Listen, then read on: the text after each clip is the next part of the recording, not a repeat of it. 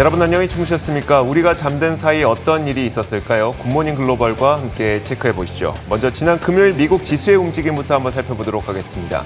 기술주의 반등과 리오프닝 트레이드가 합쳐지면서 3대 지수가 일제히 급반등에 성공했습니다. 다우 지수가 1% 넘게 올랐고요.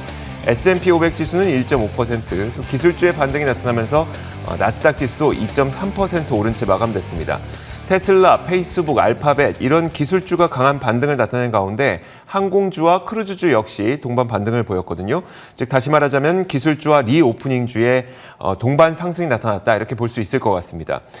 하지만 지난주 월요일부터 수요일까지 미국 증시가 워낙 급격하게 하락한 탓에 그 주간 기준으로 봤을 때는 3대 지수 모두 하락으로 마감이 됐는데요. 다우와 S&P 500은 1%대 하락, 그리고 나스닥은 2.3%대 하락으로 주간 성적표를 마감을 했습니다. 자, 그렇다면 지난 금요일 시장은 어떻게 반등할 수 있었을까? 지난 금요일에 미국 상무부에서 발표한 4월 미국의 소매 판매가 전월과 동일한 것으로 나타났습니다. 시장 기대치가 소매 판매가 0.8%가량 개선될 것으로 전망을 했었고요. 전월에는 9.8% 급등했던 것에 비해서 매우 둔화된 수치죠. 그러다 보니까 인플레이션 우려가 다소 완화된 것으로 시장에서는 해석을 하면서 시장은 반등한 것으로 분석이 되고 있습니다. 자, 지난 금요일에 나타났었던 몇 가지 특징주도 확인해 보도록 하겠습니다. 자, 먼저 에어비앤비부터 볼 텐데요. 에어비앤비가 예상보다 나은 실적을 발표했습니다. 매출이 8억 8,700만 달러로 예상을 상회했는데요. 물론 여전히 적자를 기록하고 있지만 기대 이상의 이 실적을 발표를 했고, 여기에다가 웰스파고에서도 투자 의견을 중립에서 비중 확대로 상향 조정하면서 에어비앤비의 주가는 약 4% 올랐습니다. 자, 이어서 도어대시도 보도록 하겠습니다. 음식 배달 스타트업으로 우리에게도 굉장히 익숙한 기업이죠. 도어대시가 음식 배달에 대한 수요가 상당히 강하다면서 기존에 300억에서 약 330억 달러의 총 주문량 전망치를 350억에서 380억 달러로 상향 조정했습니다. 예상보다 강한 수요 덕분에 가이던스를 높였다고 보시면 될 것 같고요. 경제 재개에도 불구하고 배달 수요는 줄어들지 않고 오히려 강화되고 있다는 점을 암시하면서 주가는 22%나 급등했습니다. 자, 이어서 유니티도 보도록 하겠습니다. 국내 투자자분들도 많은 관심을 갖고 있는 기업이죠. 자, 유니티는 오펜하이머에서 최근 주가 급락으로 인해서 주가가 매우 매력적으로 보인다면서 투자 의견을 시장 수익률 상회로 상향 조정했습니다. 자, 여기에다가 애플의 정책 이슈가 유니티에 장기적으로 작용하지 않을 것으로 분석을 했는데, 그러면서 유니티의 주가는 8% 급등하면서 마감이 됐습니다. 자, 디즈니도 보도록 하겠습니다. 디즈니도 실적을 발표했었죠. 실적이 이 주가에 그대로 반영이 됐는데 매출과 구독자 수 증가율이 시장 예상치에 못 미쳤습니다. 물론 EPS, 주당 순이익은 시장 예상치보다는 거의 3배 가까이 육박할 정도로 굉장히 좋은 EPS를 나타냈지만, 하지만 디즈니에게 지금 가장 중요한 것은 성장 동력인 디즈니 플러스의 구독자 수 증가율이죠. 이것이 시장 예상치에 못 미치면서 주가가 2.6% 하락했습니다. 자, 피스커도 보겠습니다. 전기차 스타트업인데 피스커가 대만 폭스콘의 모기업인 홍하이그룹과 전기차 개발 파트너십을 체결했다는 소식에 5.5% 상승한 채 마감됐습니다. 자, 상품 선물 시장도 한번 살펴보도록 하겠습니다. 조금 전에 속보 한 가지가 전해졌었는데요. 일론 머스크가 비트코인 나머지 물량을 모두 매도한 것 아니냐, 이런 것을 추정하게 하는, 이 암시하는 트윗을 날렸습니다. 이것이 암호화폐 시장에 전반적으로 부진하게 작용을 하면서 비트코인 가격은 45,000달러가 붕괴돼서 현재는 44,344달러 선에 거래가 되고 있고요. 이더리움도 바로 불과 얼마 전까지만 하더라도 사상 최고가 행진을 이어갔었는데 지금은 지속적인 하락세를 보이고 있습니다. 이날도 이 소식과 함께 11% 내리면서 3,300달러 선에 거래가 되고 있습니다. 자, 이어서 국제 유가의 움직임도 보도록 하겠습니다. 지난주 금요일에 국제 유가는 약 2.6% 급반등에 성공했습니다. 달러 약세와 또 전날 급락에 따른 반발 매수세로 급반등했다는 분석이 나오고 있는데요. 아직 인도의 코로나 상황은 나아지지 않고 있고요. 또 미국 콜로니얼 원유 수송관도 또 다시 가동에 들어갔죠. 그만큼 유가 하락 요인이 더 많습니다. 그럼에도 불구하고 반발 매수세가 들어오면서 유가는 반등한 것으로 분석이 되고 있습니다. 2.6% 오르면서 유가는 65.51달러를 기록한 채 마감이 됐고요. 금값도 지난 금요일에는 약 1% 넘게 올랐습니다. 달러 약세와 금리 하락이 금값을 상승시켰는데 그렇다면 달러와 금리는 왜 떨어졌을까? 바로 소매 판매가 부진했기 때문이었습니다. 자, 이 소식 때문에 금값은 1.1% 올라서 1,843.8달러 선에 마감이 됐습니다. 자, 이렇게 상품 선물 시장을 비롯한 시장 상황 살펴봤습니다. 애프터마켓을 통해서 분석 이어가도록 하겠습니다. 자, 지난 금요일과 주말 사이에 어떤 일들이 있었는지 애프터마켓을 통해서 분석해 보겠습니다. 로제타 투자자문 US 백조스탁 운용본부 최진석 본부장 함께하겠습니다. 어서 오세요. 안녕하십니까. 네, 안녕하세요. 자, 먼저 첫 번째 키워드부터 공개하도록 하겠습니다. 첫 번째 키워드는 무엇일까요? 바로 골든 룰입니다. 와, 금값이 최근 들어서 상승세를 보이고 있는 것은 알겠는데 골든 룰이라고 하니까 또 뭔가 암시하는 내용이 있을 것 같아서요. 어떤 내용일까요? 네, 뭐 엄청나게 특별한 내용은 아니지만요. 네. 지난 금요일에 이제 금값이 2주 연속 상승세를 보였죠. 그러면서 2월 이후에 이제 최고치를 기록을 했습니다. 하지만은 최근의 상승 이유는 조금 다르기 때문에 이 부분에 대해서 좀 짚어드릴까 하는데요. 최근에 이제 월스트리트 저널에서 역시 인플레이션에 방어하는 최고의 수단은 금 매수라고 얘기를 했습니다. 그러면서 이게 이제 골든 룰이다라고 표현을 했는데요. 하지만은 올해는 인플레이션이 전체적으로 좀 상승하는 기미를 보이고 있음에도 불구하고 금값은 좀 부진한 흐름을 보여왔습니다. 왜냐하면은 인플레이션 가속화가 결국은 미 연준의 조기 긴축으로 옮겨갈 것이다라는 우려가 있었기 때문이었는데요. 그렇기 때문에 유동성 회수 시에 금에도 이제 악재작용을 할 것을 투자자들도 우려했다라고 해석할 수가 있겠습니다. 실제로 지난 수요일이었죠. 미국의 CPI 지표가 서프라이즈 수준으로 나오자 국채금리와 달러 가치가 상승했지만은 오히려 금값은 하락을 좀 야기했던 바가 있었습니다. 하지만은 지난주 금요일에 4월 소매 판매가 전달에 비해서 보합세에 그치자 안도 반응이 나온 것으로 금 시장에서도 해석을 하고 있고요. 그러면서 석 달 만에 최고치를 기록한 것으로 시장에서 해석을 하고 있습니다. 키코닷컴이라는 이 기관에서도 연준의 조기 긴축에 좀 찬물을 끼얹는 지표가 나왔다라고 해석했습니다. 알겠습니다. 자, 그만큼 이제 그 금의 경우에는 대표적인 인플레이션 해지 자산으로 우리에게도 많이 인식이 되어 있죠. 물론 최근 들어서는 암호화폐가 금을 대체할 것이다, 뭐 비트코인이 금을 대체할 것이다 이런 인식들이 있었지만 다시 한번 암호화폐 시장이 좀 부진한 모습을 겪으면서 금값의 어떤 강세가 나타나고 있는 것 같기도 합니다.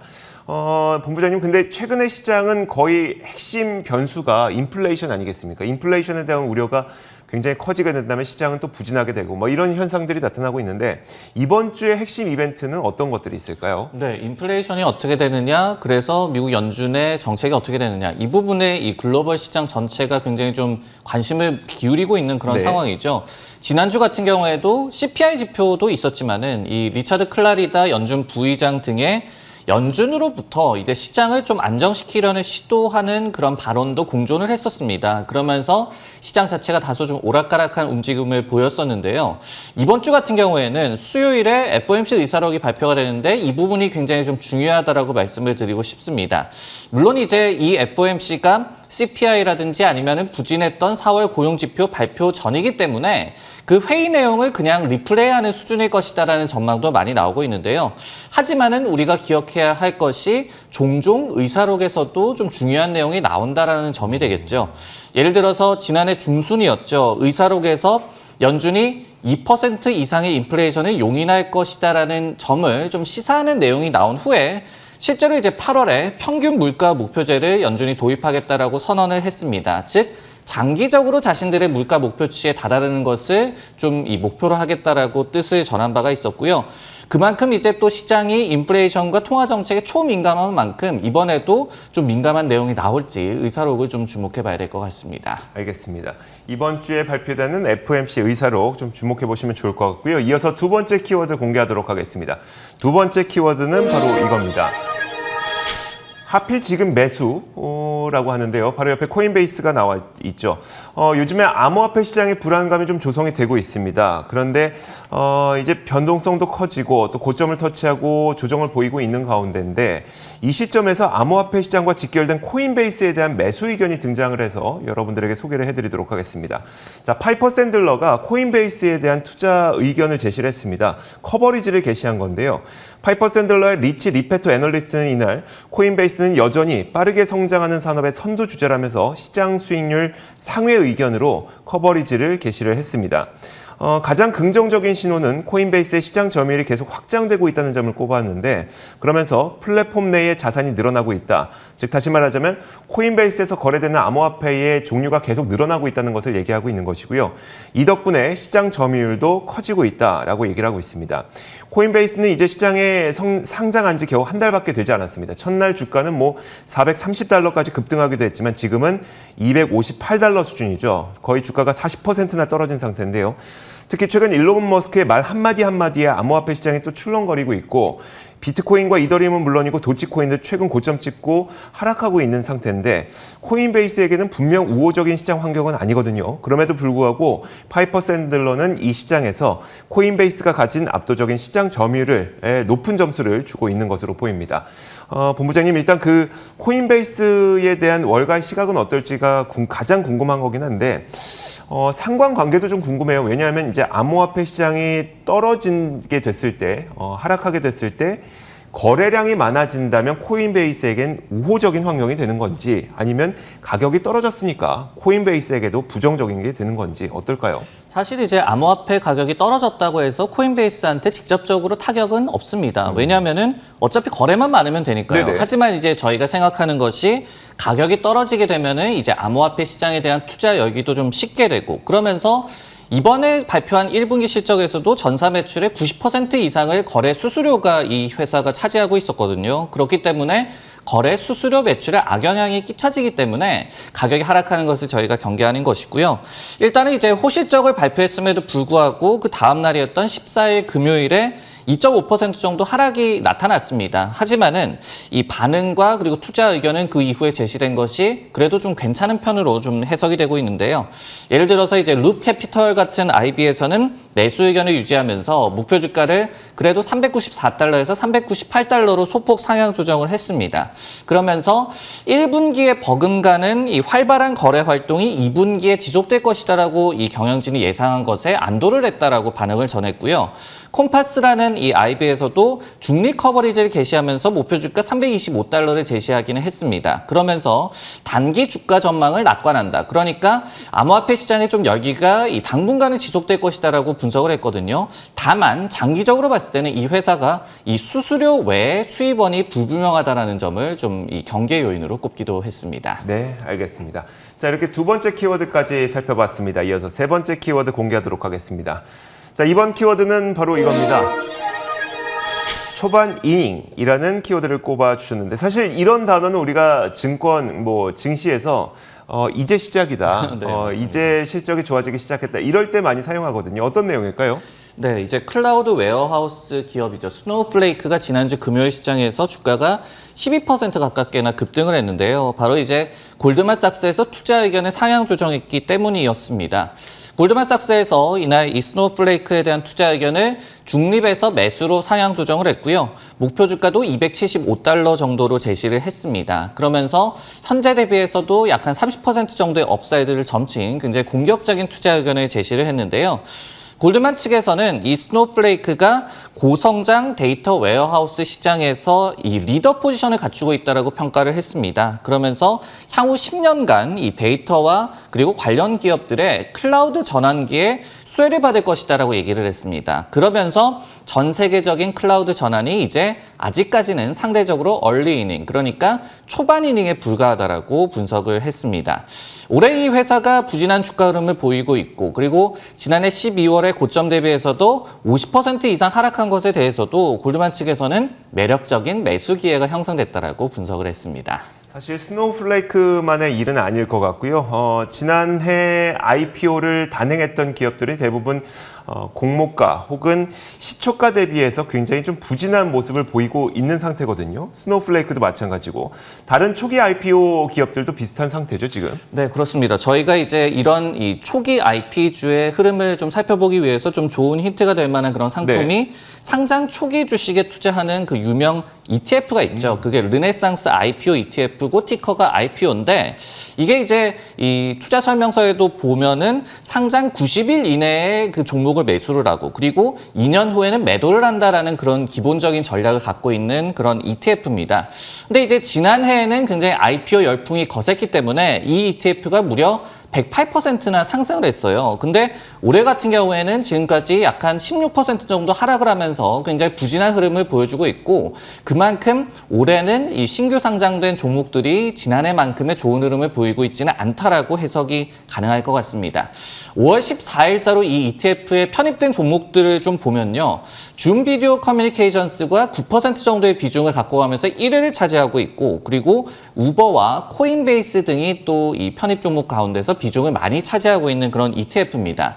코인베이스도 그렇고요. 그리고 도어대시라든지 앱러빈이라든지 이런 신규 상장 종목들이 부진했기 때문에 이 ETF도 올해 부진한 흐름을 보이고 있는 것인데요. 하지만 이 운영을 하는 회사인 르네상스 캐피탈에서는 로빈후드 등의 핀테크 기업들의 신규 상장 기회가 아직도 많이 남아있다라고 또 긍정론을 전하기도 했습니다. 참고로 올해 좀 IPO 열풍이 식은 것 같다고 하더라도 지난 1분기에 무려 미국에서 99개사가 상장을 했고요. 무려 411억 달러를 또 자금을 조달하기도 했습니다. 확실히 IPO를 단행하게 되면 모든 기업이 그런 건 아니지만 우리가 개점 효과라고 해서 이제 처음에 시작할 때 어떤 좀 고밸류를 주는 그런 효과들이 나타나게 되는데 지금은 그런 그 고밸류에이션들이 많이 가라앉고 있는 상태이기 때문에 이 시점에서는 우리가 좀 좋은 기업을 솎아낼 필요가 있는 것 같아요. 그런 측면에서 어떤 기업들이 가장 또 괜찮은 기업들인지 지금 시점에서 솎아내는 게 좀 좋을 것 같습니다.